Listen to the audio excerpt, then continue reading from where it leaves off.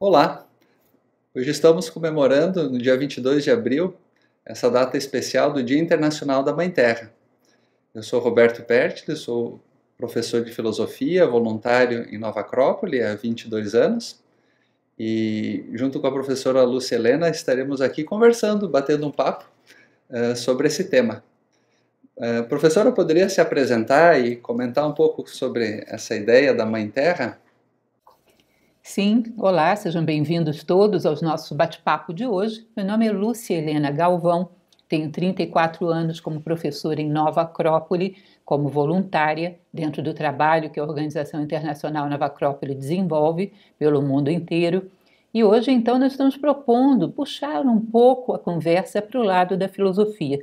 Falar um pouquinho a respeito da questão de valores aliada ao trabalho ecológico, ao trabalho de preservação do meio ambiente, para que a gente possa ter uma noção de como a filosofia pode aportar um conteúdo precioso para essa discussão tão atual, da qual tantas pessoas têm emitido opiniões, no qual se nutre tantas expectativas. Como é que a filosofia pode contribuir para isso? O que você acha, Roberto? Qual seria a contribuição da filosofia para essa discussão sobre o meio ambiente?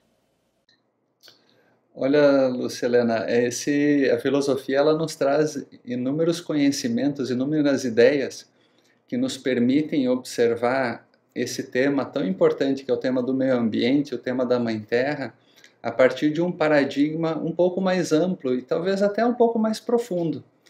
Uma das ideias muito interessantes que nós recolhemos da filosofia é essa ideia de uma vida una, ou seja, o ser humano, quando toma contato com o mistério da vida, nós vamos nos deparando com uma série de experiências que muitas vezes nós não podemos compreender nem explicar de uma forma tão clara e que por detrás nós vamos nos deparando com uma concepção de que há uma grande vida que vai regendo todos esses processos que vão nos acontecendo, individual, coletivamente, em toda a natureza, e vamos nos aproximando de uma espécie de mistério, de um contato com a natureza que nem sempre a nossa mente é capaz de compreender de uma forma profunda.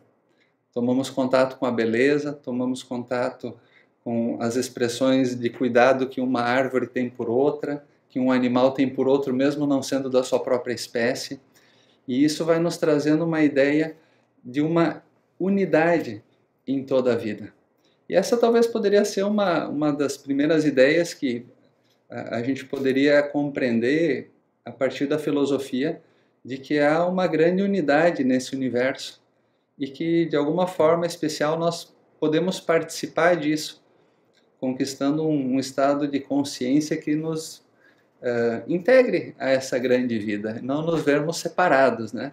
Me parece, Lúcia, que hoje cada um de nós nos vemos muito distantes uns dos outros, né? Nós costumamos pensar em atender muito às nossas necessidades, mas nem sempre pensamos em como participar do todo. Pelo menos essa é uma dificuldade que eu também vivo no meu dia a dia.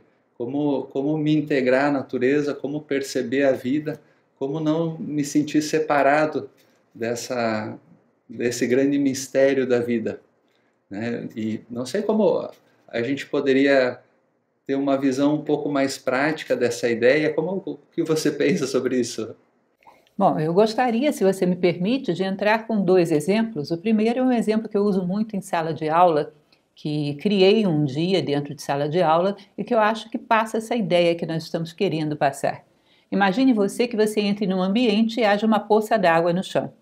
Em relação ao comportamento que as pessoas vão tomar diante desse fato tão prosaico, a gente poderia caracterizar a humanidade em três grupos.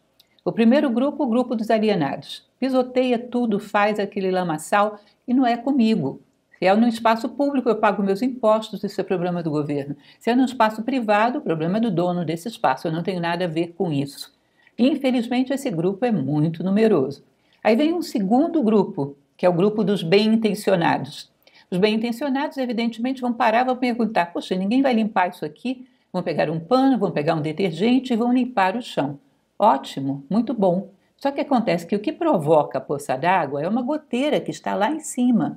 E essa goteira continua pingando. E daqui a pouco você tem de novo a poça d'água. E daqui a pouco vem novamente o grupo dos alienados, pisoteia tudo. O bem-intencionado limpa, sujam, limpa, sujam. Evidentemente, nem ele, nem o pano, nem nada vai ser eterno. Uma hora isso vai ter que parar de ser feito. No momento em que isso para de ser feito, imediatamente o problema volta.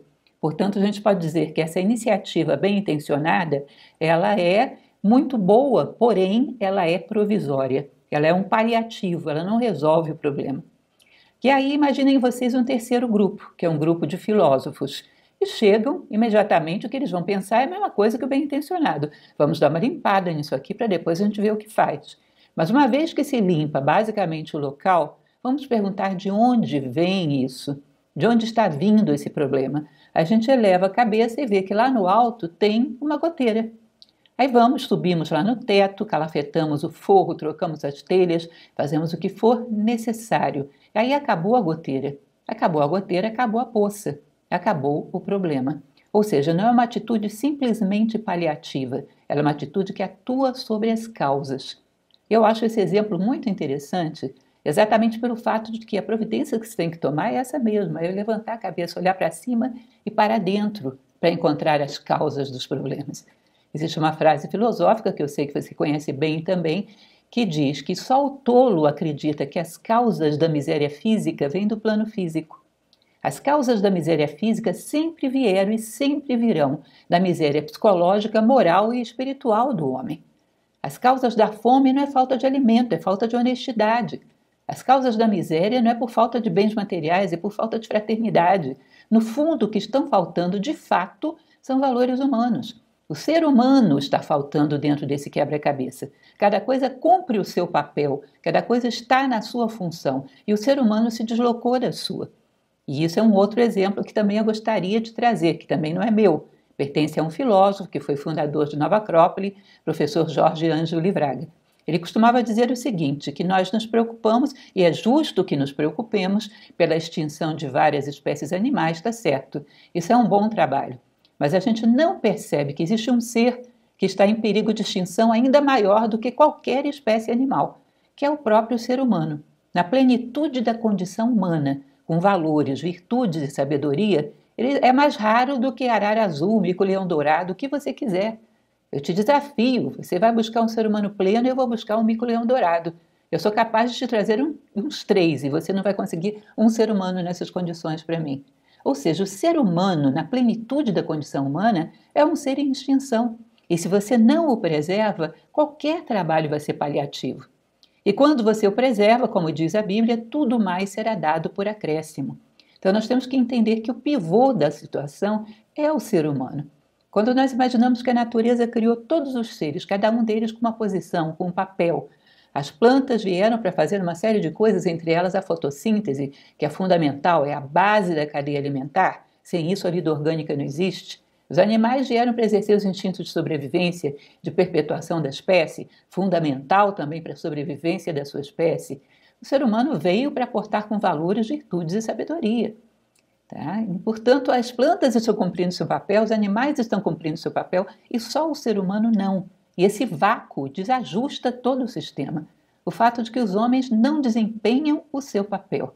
Se nós pegarmos um pouco dos 17 Objetivos de Desenvolvimento Sustentável da meta da ONU 2030, nós vamos ver que a maioria dali são coisas que são fatores antrópicos, ou seja, é o ser humano que não está atuando. Quando você fala da fome, da miséria, da educação, da saúde, o que está por trás disso? Se não interesses, jogos de poder, jogos muitas vezes de corrupção, desvio de quantias. Existe muito elemento por trás disso, baseado na falta de valores humanos. Portanto, é um elemento crucial que a gente deveria se preocupar em providenciar. Uma mudança, uma visão diferenciada na questão de valores humanos. Pararmos de achar que só quem forma são os pais e o resto da sociedade informa. Todo mundo forma, todo mundo tem essa obrigação. Como é que vamos atuar no sentido de mudar as prioridades da humanidade? Colocar as coisas de uma forma tal que a gente saiba que se não programarmos, se não colocarmos no nosso esquema de tempo uma maneira de reeducar o ser humano, mudar a sua hierarquia de prioridades, colocar o ser humano como um fim e não como um meio, Você lembra que Immanuel Kant falava sobre isso, que é extremamente imoral. Tomar o ser humano como meio e não como um fim em si. Ou seja, tomar o ser humano como fim, tomar a vida a sério, levar a vida a sério e entrar em harmonia com ela e não estar na contramão da natureza, na contramão da vida, mudar um esquema de pensamento do mundo, mudar um esquema de valores e isso ser transmitido através da educação e do exemplo. Não é fácil? Eu sei que não é fácil. Isso é quase que uma revolução, isso é disruptivo. Porém, é uma necessidade, porque senão nós estaremos em qualquer coisa que pretendermos fazer, estaremos secando a poça d'água no chão. E a poça d'água volta, porque os fatores não deixaram de atuar. Pegue um pouco dos 17 ODS, as metas lá da ONU, e você vai ver que tudo por trás existe um ser humano sem valor. Tudo por trás existe um ser humano egoísta. E esse é o elemento fundamental. Vamos mudar, vamos acabar com a miséria. Mas como? Quem promove a miséria? Como eu vou mudar essa pessoa? Essa pessoa, em parte, sou eu mesma. Como eu vou mudar isso? Então, eu acho que o pivô da nossa questão, de fato, não é que a gente esteja querendo puxar, como se diz popularmente, a brasa para a nossa sardinha da filosofia. É porque a questão realmente é uma questão filosófica. É uma questão da gente praticar valores, viver valores, transformar a nós mesmos para que valores sejam prioridade. Se não fazemos isso, tudo será paliativo. Tudo será uma forma de secar a poça d'água no chão. O que você acha disso? Olha, enquanto você comentava, eu recordei do ensinamento Inca, que é em linha com esse tema do ser humano, porque hoje nós, de forma geral, buscamos atender aos nossos interesses como seres humanos e nós sentimos uma falta em vários aspectos da vida, né? E cada um busca atender à sua necessidade e, ao mesmo tempo, há uma falta coletiva. E eu considero que mesmo uma pessoa que tenha condições financeiras adequadas, não se sente bem quando passa por uma rua e há pessoas dormindo na rua, não se sente bem quando assiste um jornal nos dias de hoje, ou seja, para mim é uma evidência que há uma falta, uma carência de muitas coisas para todos nós. E porque buscamos atender às nossas necessidades. Quando a gente observa a cultura inca, eles tinham basicamente 4 regrinhas sociais, né? Então, primeiro, se trabalhava para o Estado. Depois se trabalhava para a cidade, como prioridade. Depois se trabalhava para o vizinho. E, por fim, né, a gente pensa, poxa, mas e quando é que você trabalha para você? Que é a nossa primeira prioridade.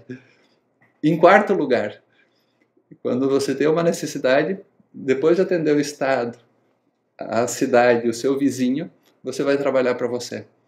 E é muito estranho pensar dessa forma, porque a gente olha e diz assim, poxa, mas então eu fico em último lugar. Mas, por outro lado, se a gente para refletir, a gente vai perceber que quando qualquer ser humano teria necessidades, ele não trabalharia sozinho. Ele teria suas necessidades atendidas pela coletividade. Ou seja, existe aí um valor humano de que o coletivo, o todo, ele prima sobre as necessidades individuais, não obstante as necessidades individuais, mas sim em conjunto.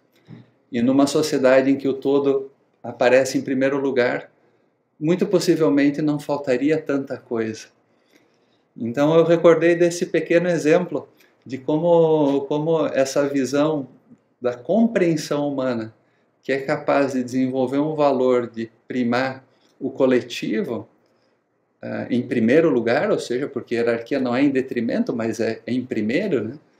Isso muda a nossa configuração social.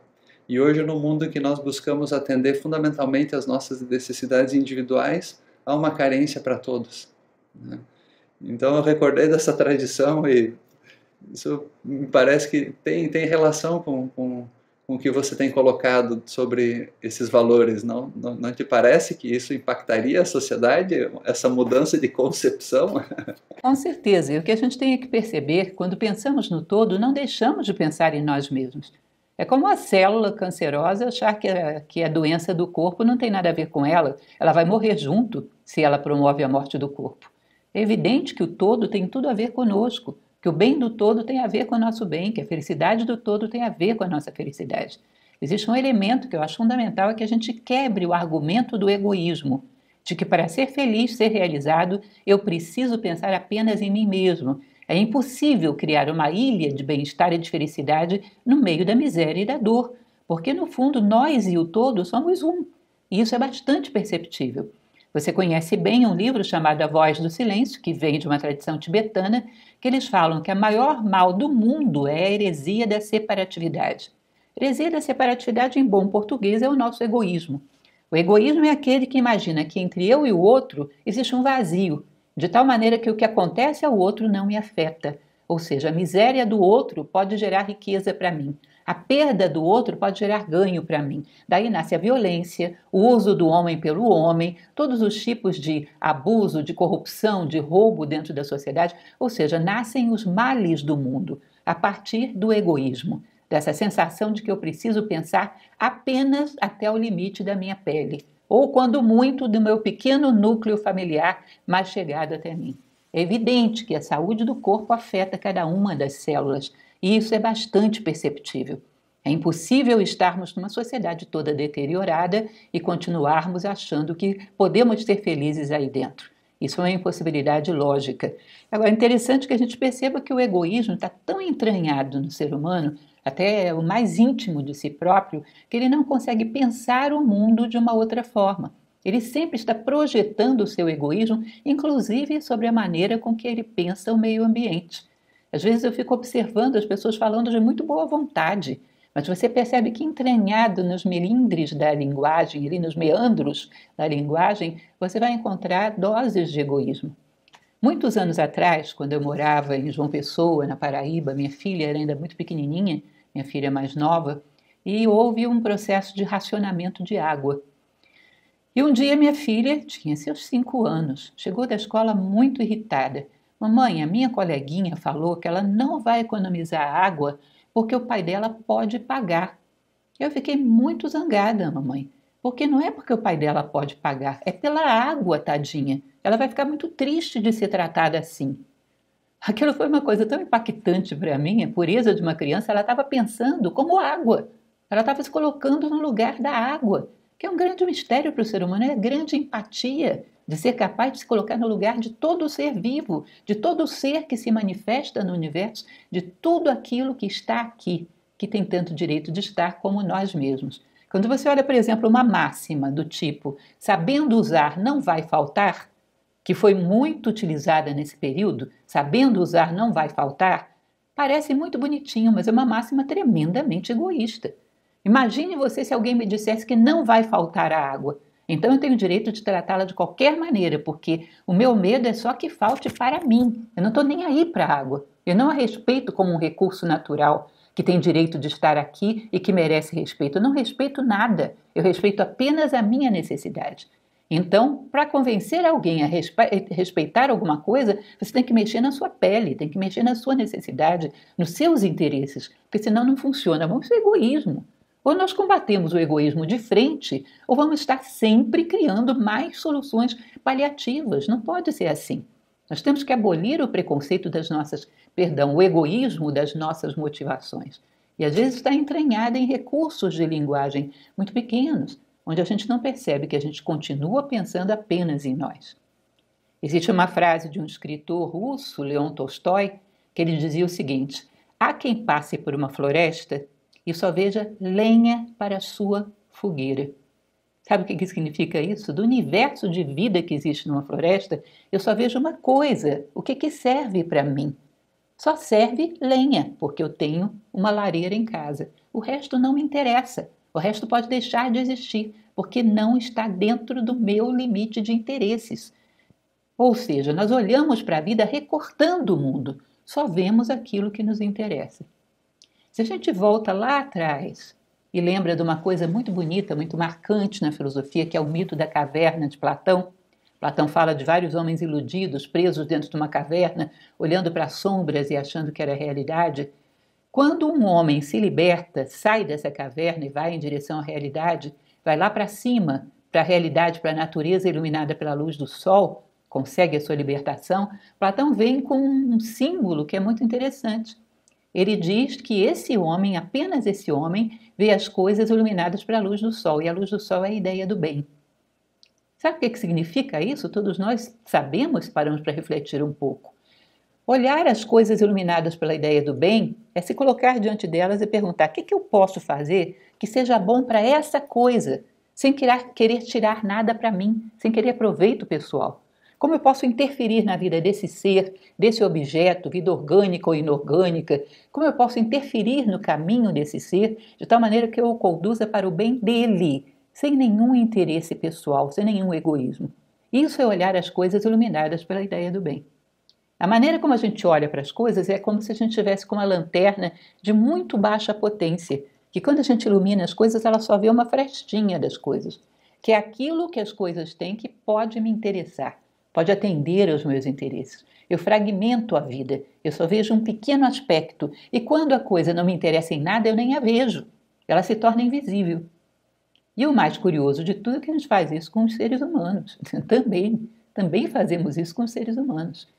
Existe um texto que roda pela internet, que eu inclusive tive algumas dúvidas se fosse autêntico, andei pesquisando e parece ser autêntico, que é de um professor universitário que tira uma licença sabática e teria conseguido, segundo o texto, teria conseguido um emprego provisório numa empresa de limpeza urbana, de tal maneira que ele trabalhasse como gari exatamente na universidade, no local onde ele trabalhava como professor.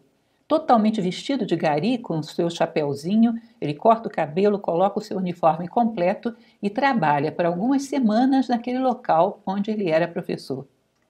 E ele diz o seguinte: ninguém me reconheceu. Sabe por quê? Gari é invisível.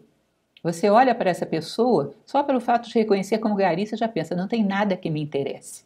Não tem dinheiro, não tem posição social de destaque, não tem atrativo físico, não tem nada que interessa ao nosso padrão de egoísmo. Então você não vê um gari, ele é invisível. As pessoas passavam por mim e não me reconheciam porque não olhavam para mim. Não se olha para um gari. É como se eu fizesse parte da mobília do local. Eu era invisível. Eu achei esse texto verdadeiro ou não, eu achei muito interessante porque eu acho ele possível. Tendo ou não acontecido, eu acho uma possibilidade de realmente acontecer. Por quê? Nós fragmentamos a realidade e só vemos o que nos interessa. Como é que eu vou preservar uma floresta quando eu só vejo lenha para minha fogueira? Como eu vou preservar a humanidade quando eu só olho para o ser humano quando ele tem alguma coisa que pode me interessar? Então é evidente que a gente tem uma estrutura de valores muito profunda para mudar.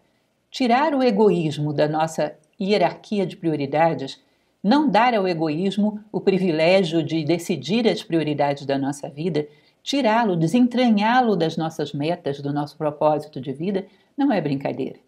Isso é uma mudança que vai levar algumas gerações para acontecer completamente, mas tem que começar agora. Talvez esteja até atrasada, porque o que estamos fazendo com a vida em geral, com o planeta em geral, não demora muito para chegar a um caos. O que nós estamos atingindo daquilo que chamamos de meio ambiente, que são os recursos físicos, químicos, biológicos, sociais da natureza, o que nós estamos fazendo aí não é brincadeira. Está se aproximando cada vez mais do irreversível. Portanto, é uma mudança que demora para se fazer completa, sim, mas ela tem que começar ontem, porque realmente não podemos mais esperar. Imagino, Lúcia, que tenham muitas pessoas com interesse na natureza que estão nos assistindo nesse momento e que devem estar se perguntando, poxa, ok, isso faz total sentido, né? Isso é algo tão claro na sua colocação que é uma evidência, né? E eu acho que isso pode trazer, assim como para mim, e por onde eu começo, né? Por onde a gente pode começar? O que isso se torna? Poderia se tornar prioridade? Porque, por um lado, a gente, quando olha para os problemas do mundo, a gente se sente tão pequeno e isso, às vezes, afeta a nossa forma de ação e talvez eu pense, poxa, então nem adianta fazer nada. Mas, por outro lado, a gente sabe que cada um de nós constrói o mundo em que vive. Cada um de nós é uma célula desse organismo e uma célula saudável contribui para o todo. E eu gostaria de saber por onde eu poderia começar na prática. Existem duas coisas que a gente poderia observar, não é? Primeiro, a nível pessoal, o que cada um de nós pode fazer. E segundo, se nós tivéssemos, quem sou eu, alguma voz ativa para aconselhar a ONU, para aconselhar um Estado nacional, o que eu acho que seria interessante fazer nesse âmbito. Do ponto de vista pessoal, existe uma ilusão de achar que um ser humano não faz nenhuma diferença. Se nós olharmos na história, as grandes transformações que aconteceram na história sempre foram puxadas por um ser humano ou por pouquíssimos. Não aconteceu um dia de uma grande massa acordar e dizer, vamos mudar o mundo hoje. Isso não acontece assim. Até mesmo no reino animal, grandes transformações têm um líder adiante, tem um ser humano consciente, responsável, com um senso de direção que toma a dianteira. E isso é como jogar uma pedra no lago. Essas ondas vão se espalhando até atingir o lago como um todo. É sempre um ser humano, é sempre alguém que desperta e puxa e vai adiante e faz diferença.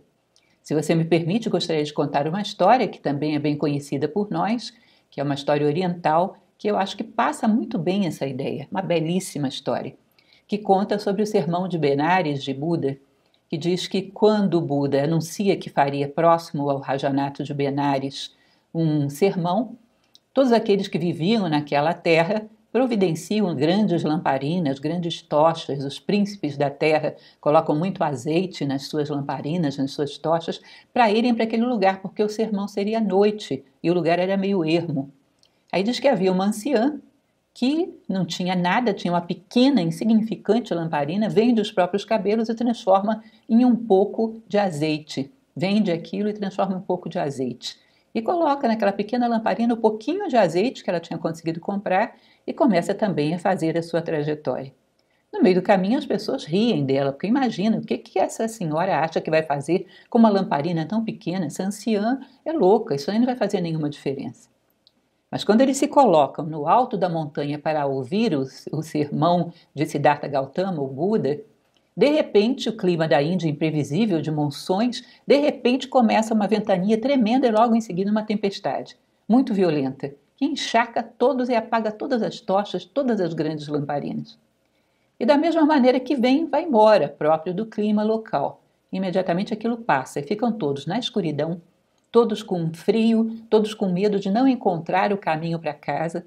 O Buda tenta orientá-los, mas no meio daquele vozerio não se distingue a voz da sabedoria no meio da voz da ignorância e se produz um pânico total, um caos no local.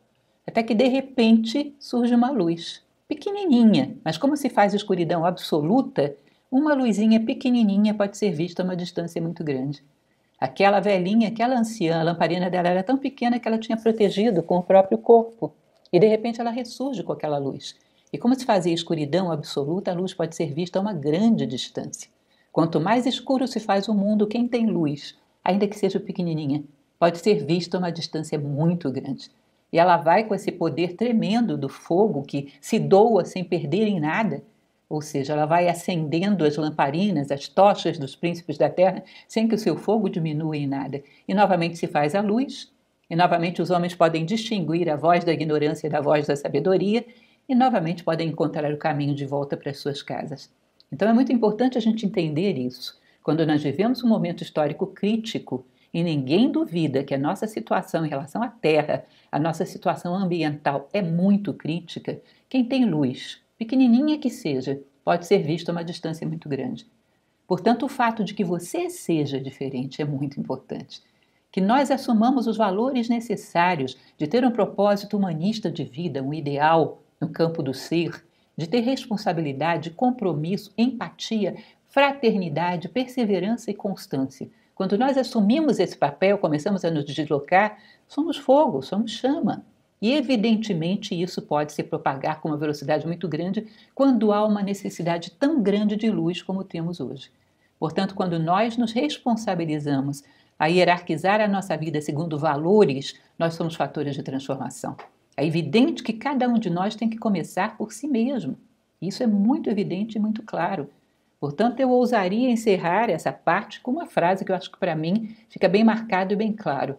O único jeito de preservar a terra é aproximar os homens do céu. Não um céu teológico, mas um céu filosófico de valores, de virtudes, de sabedoria. Quanto mais você aproxima os homens do céu, mais você preserva a terra. Isso começando por nós mesmos. Isso é fundamental. Tá? Agora, em termos de organizações internacionais, em termos de governos, é necessário que haja uma revisão muito profunda do sistema de educação. Isso com certeza. Quando se coloca numa meta da ONU a melhoria da educação, a melhoria muitas vezes é quantitativa e não qualitativa. Nós teríamos que voltar ao ciclo da paideia antiga, onde a educação tinha a ver com a formação de caráter, com a obtenção de valores. Era uma educação que considerava a formação mais do que a informação. E esse elemento é muito importante. Que mais uma vez as pessoas se preocupem, os educadores se preocupem em serem eles um referencial, para que os outros possam segui-los, porque são um exemplo. Um aluno não simplesmente ouve um professor, ele vê, ele sente, ele é muito sensível àquele ser humano que está diante dele. Que nós possamos ter uma transformação qualitativa da educação, que a educação não tenha mais simplesmente a função de ilustrar, de acumular conhecimentos intelectuais.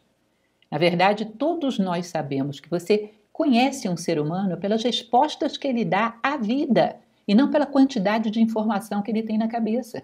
Não interessa nada ter muitos títulos e muitas informações. Quando se coloca uma prova da vida, ele é o primeiro a entrar em pânico, como aconteceu muito agora durante a pandemia. Então, significa que essa pessoa não tem respostas para a vida. É meramente um acúmulo de informações que não desce à prática em nada. E isso teria que ser transformado no nosso esquema de educação. Repensar a educação, repensar o papel do educador, seja ele um pai, seja ele um professor, seja ele qualquer pessoa dentro da sociedade. Todos somos educadores. Repensar a nossa responsabilidade de transformar a nós mesmos para que o mundo possa fazer uma guinada, que possa se transformar realmente numa sociedade humana, onde os valores humanos são prioridade. Isso, basicamente, eu acho que se eu tivesse que aconselhar alguém, aconselharia nesse sentido. Que bacana. Muito obrigado, muito esclarecedor. Dá uma inspiração e um propósito, né? A gente perceber que, de fato, a gente pode ter uma lamparina em nosso coração e sermos capazes de levar um pouco mais de esperança. E eu que trabalho nessa área do voluntariado em Nova Acrópole, me chama muita atenção porque uma das coisas que mostra um voluntariado, um voluntário em ação, ele não simplesmente conserta uma escola, não simplesmente ajuda uma pessoa, um animal, mas eu diria que um voluntário, quando entra em ação, ele transmite esperança e ele dá esperança e de alguma forma ele resgata a esperança naquele que recebe. E esse ser humano, de alguma forma, me lembrei desse seu exemplo da chama, dessa velhinha, né, que de alguma forma acende um outro fogo e permite que isso agora possa se tornar mais luminoso, mais vivo e mais real, né? Cada vez mais o voluntariado tem sido valorizado na sociedade e isso é muito bonito, muito interessante. Particularmente apoio muito, mas é muito importante que as pessoas percebam que voluntariado não é apenas secar a poça d'água no chão, é também atuar sobre a goteira. Quando você fala de um voluntariado que trabalha, sim, sobre as necessidades concretas da sociedade, mas que também faz um esforço para reeducar o homem, aí você pode considerar que você está fazendo um trabalho que não é paliativo, ele é realmente eficaz, bem intencionado e eficaz. Portanto, eu acho que o trabalho que a gente faz como voluntários de ensinar filosofia como uma ferramenta para humanizar o ser humano, para trazê-lo ao seu verdadeiro papel no mundo, é um trabalho ecológico. É como poderíamos chamar de ecossofia, ou seja, uma busca da sabedoria que nos permite atuar de maneira inteligente na nossa interação com o meio ambiente, na nossa interação com a Terra. É necessário trabalhar lá em cima, é necessário tampar a goteira.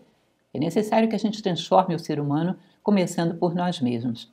Daí vem o papel da filosofia. Se a gente para considerar que a filosofia, durante todo o período clássico, a filosofia era a arte de viver humanamente bem.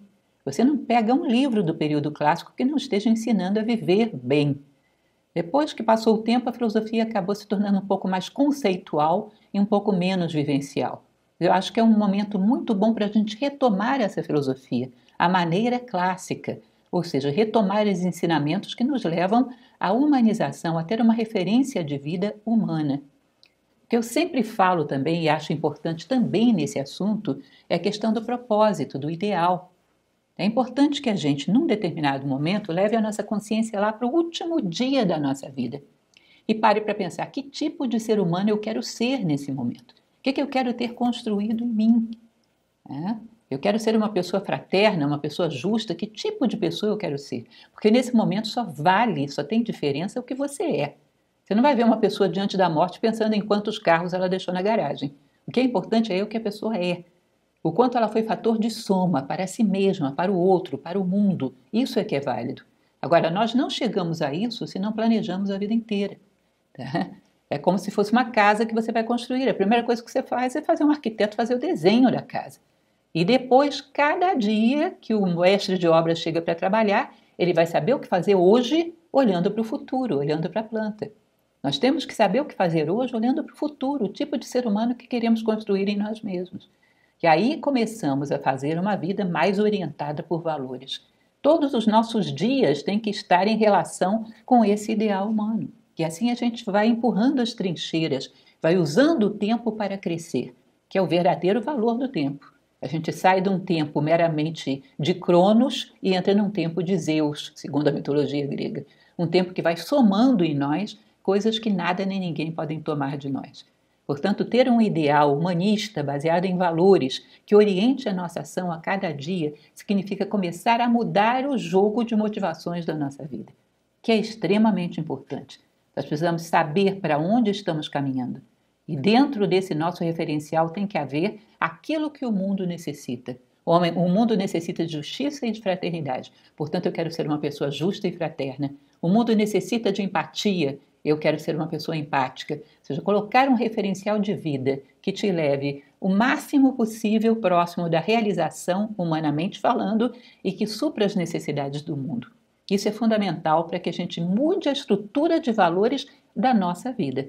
Para que o mundo possa mudar, nós temos que ir na frente e buscar mostrar que isso é possível. Interessante. Isso me lembra muito do tema da educação como chave de todo esse processo, e eu acho que esse é o grande trabalho que Nova Acrópole propõe, né? Um processo educacional. E eu tive uma experiência que eu gostaria de compartilhar, se me permite, numa semana do meio ambiente, há alguns anos atrás, que eu fui numa escola de crianças pequenas, de ensino fundamental, de 7 e 8 anos. E aí, quando me deparei com as turmas de 90 crianças reunidas, eu pensei, e agora, o que eu faço com tanta criança aí?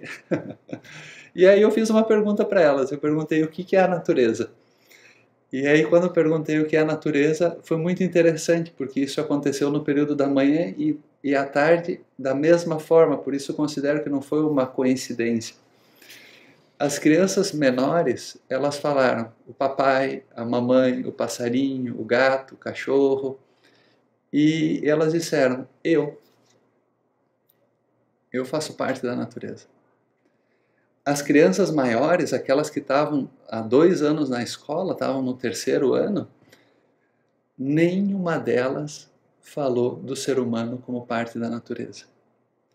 Nenhuma delas mencionou o ser humano como parte.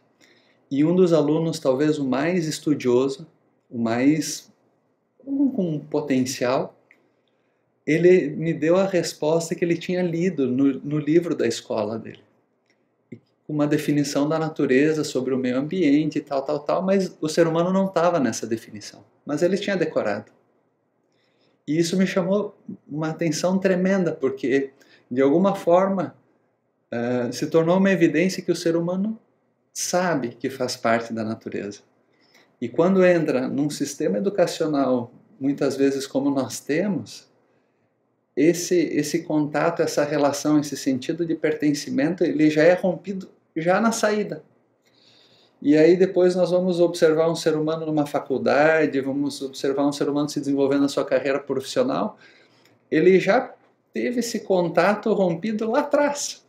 Não porque ele não trouxesse, mas porque a educação, ou uma deseducação, se a gente poderia falar, fez isso com ele. Então, eu percebo que como a gente poderia, Lúcia, voltar a reatar esse sentido para nós que talvez não tivemos uma educação tão integradora assim. Nesse momento, como o ser humano pode realmente se sentir parte, se sentir pertencente à natureza como um todo? Na verdade, essa desagregação do ser humano em relação à natureza é uma realidade, sobretudo na civilização ocidental, né, de muito tempo para cá. Ou seja, o ser humano é o rei e a natureza é como se fosse um paiol de ferramentas e de utilitários que ele utiliza para realizar os seus interesses. A natureza é uma coisa à parte, que ele lança a mão para utilizar, para construir aquilo que lhe interessa. E essa desagregação sempre vai gerar o homem predador. Isso é um fato. Cada vez mais, dentro de um processo de consciência individual, dentro de um processo de educação coletiva, mostrar que o ser humano e a natureza como um todo têm o mesmo valor, não somos reis de absolutamente nada.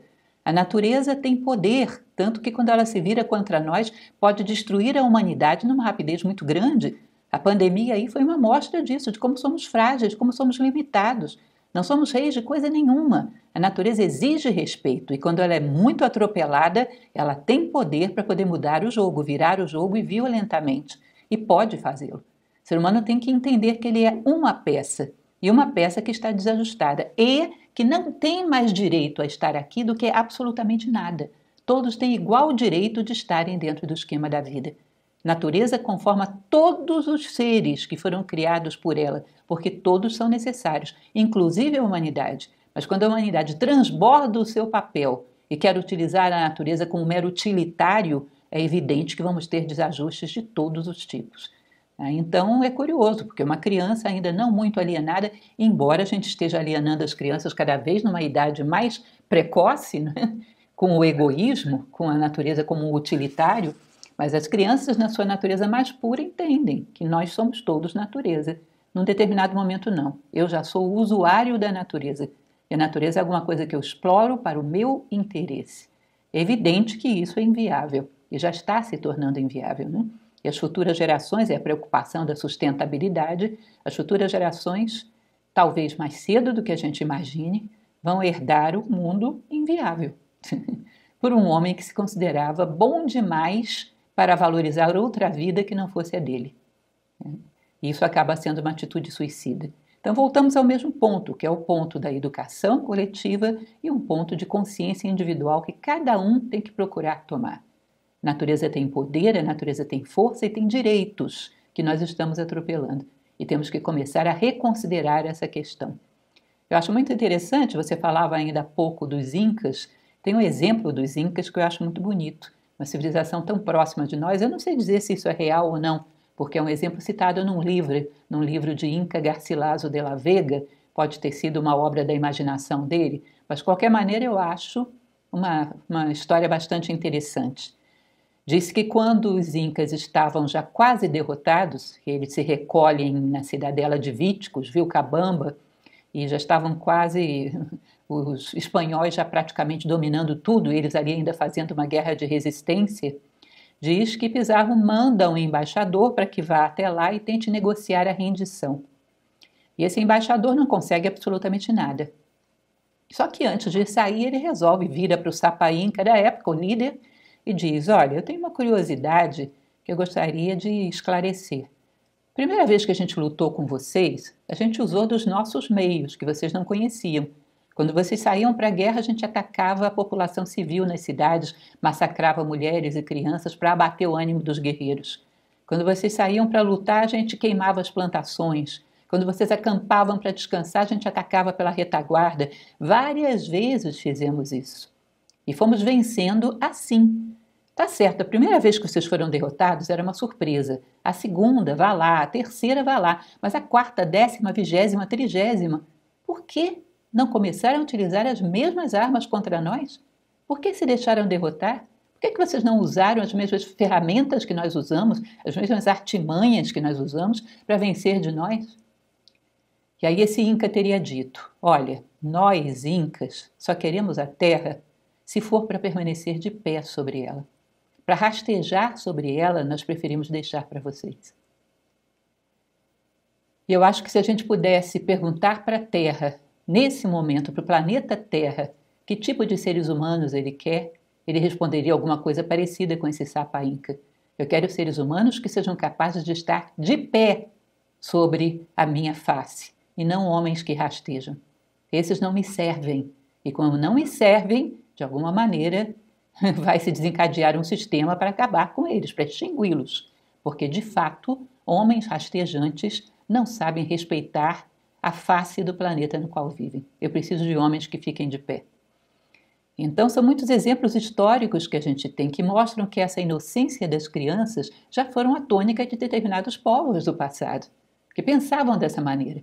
Por algum sistema de alienação, nós começamos a nos tornar absolutamente antropocêntricos, de uma maneira cega, onde tudo que diz respeito ao homem e que tem valor sobre o homem é o que vai dar valor a tudo na vida. Tudo é valorizado conforme a utilidade que tem para o ser humano. Isso é um sistema predador e absurdo, um sistema que deixa a terra arrasada, e nós já deixamos terra arrasada demais. Chegou um momento crítico, chegou um ponto de inflexão. Ou temos uma tomada de consciência e percebemos o que há para fazer, não de paliativo, mas de realmente efetivo, ou não adianta fazer metas para 10, para 20, para 30 anos se você não muda o ser humano. Eu dou cursos de administração do tempo e eu sempre digo que muitas vezes a gente se planeja para fazer uma viagem, para construir uma casa e não planeja para a matéria-prima dessas coisas acontecer. Ou seja, para que eu tenha mais perseverança e constância, para que eu tenha mais capacidade de contenção do meu consumismo, não planeja o campo do ser. E quando a gente não planeja o campo do ser, ele não acontece. E não vem a matéria-prima para o campo do ter. O mundo se inviabiliza, tudo fica freado. E a mesma coisa eu diria, e a gente tem que alocar tempo para o campo do ser. Como é que nós vamos fazer para mudar os valores humanos, começando por mim? Como nós vamos fazer para fazer com que o homem pense de uma maneira diferente, integrado à natureza e não como utilitário, não a natureza com o seu paiol de ferramentas. E isso é uma transformação fundamental e prévia a todas as outras. E aí eu considero que é o grande aporte da filosofia. É uma puxada de consciência muito forte, que nós necessitamos e necessitamos agora. Essa data tão especial que está associada à Mãe Terra, e quando a gente fala Mãe Terra, a gente está falando da filosofia, né? Porque chamar a Terra de mãe é profundamente simbólico e filosófico, né? Não é uma questão técnica ou física, né? Nós estamos trazendo justamente nessa data essa reflexão de nós efetivamente voltarmos a nos sentir parte, e além de todo tão especial, também fazermos alguma mudança na nossa concepção, na nossa visão da nossa mãe, e talvez voltarmos a conceber como bons filhos, né? Como nós gostaríamos que a nossa mãe nos visse, né? Como nós gostaríamos de deixar a ela o legado de tudo aquilo que ela nos entrega de mãos plenas, tudo aquilo que nós recebemos com mãos tão generosas, com uma natureza tamanhamente abundante, com uma riqueza de beleza, de estética, de variedade. E o que nós vamos deixar para nossa mãe ao final desse nosso tempo, ao final dessa nossa vida? Será que vamos ter deixado o nosso planeta um pouco melhor, um pouco mais limpo, um pouco mais puro? Ou será que nós vamos ter contribuído de uma forma tão contundente com esse processo de degradação que, como falávamos, né, não é física, mas simplesmente isso é um reflexo de uma degradação humana, de uma degradação moral, de uma degradação espiritual. Então, acho que é uma data importante e nos toma a reflexão, né? Vamos fazer, sim, mas vamos fazer com um propósito, com um sentido um pouco maior. E eu acho que isso tem relação com o nosso trabalho em Nova Acrópole, né? Vocês têm relação com aquilo que a gente tem proposto ao longo desses anos, né? Certeza. Eu gosto muito de uma apreciação que uma vez uma amiga minha que se dedica à área da biomimética me fez, que também é muito interessante em relação à natureza. Ela dizia o seguinte, que se nós aprendemos da natureza, por exemplo, da floresta amazônica, tudo o que ela tem para nos ensinar em relação à vida, isso é um ganho maior, muito maior para o ser humano, do que se cortássemos toda a madeira dela e utilizássemos para fins materiais. Quando você observa, por exemplo, a biodiversidade imensa que existe ali e todas as diferenças entranhadas e trabalhando em conjunto de uma maneira harmoniosa, nós poderíamos trazer isso para a sociedade humana e compreender que cada um de nós, com a sua individualidade, sendo absolutamente diferente uns dos outros, porque é isso que somos, cada um de nós é um universo ímpar e irrepetível, sendo cada um de nós autêntico e fiel à nossa identidade, podemos nos harmonizar e gerar um conjunto maravilhoso. A natureza, além dos recursos materiais que ela nos dá muitos ensinamentos. Temos muito a aprender com ela, se nós começarmos a nos colocar numa posição mais humilde, numa posição de aprendizes, e não simplesmente numa posição de predadores.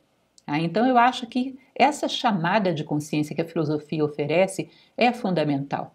Quando a gente vê uma mesa redonda que é feita em alguma conferência internacional, das muitas que são realizadas em relação ao meio ambiente, quando você vê que não existe a presença de um filósofo, eu sempre lamento. O trabalho que nós temos em Nova Acrópole, de uma filosofia prática, vivencial, ela tem muito a dizer sobre o meio ambiente e poderia ajudar bastante a tomarmos um caminho diferenciado, atuando sobre as causas de maneira madura e sabendo o que é necessário fazer nesse momento para transformar a postura humana, levar a sério esse trabalho. Claro que todas as metas são sérias, todas as buscas são sérias, mas o problema da implementação dessas metas é que é um pouco flutuante. A gente não sabe, não é explicado como isso vai ser implementado. E ao implementar essas metas do milênio, essas metas de 2030, nós teríamos aí por trás disso muito a participação da filosofia. A voz da filosofia é fundamental. E nesse sentido, eu acho que a voz de Nova Acrópole, como uma instituição de filosofia à maneira clássica, ou seja, prática, vivencial, é muito importante. Já estamos indo para o fim da nossa conversa, né?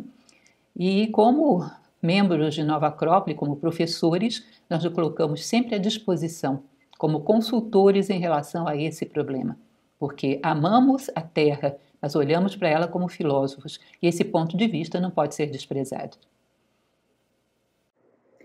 Quiçá, Lúcia, esse seja um primeiro pontapé de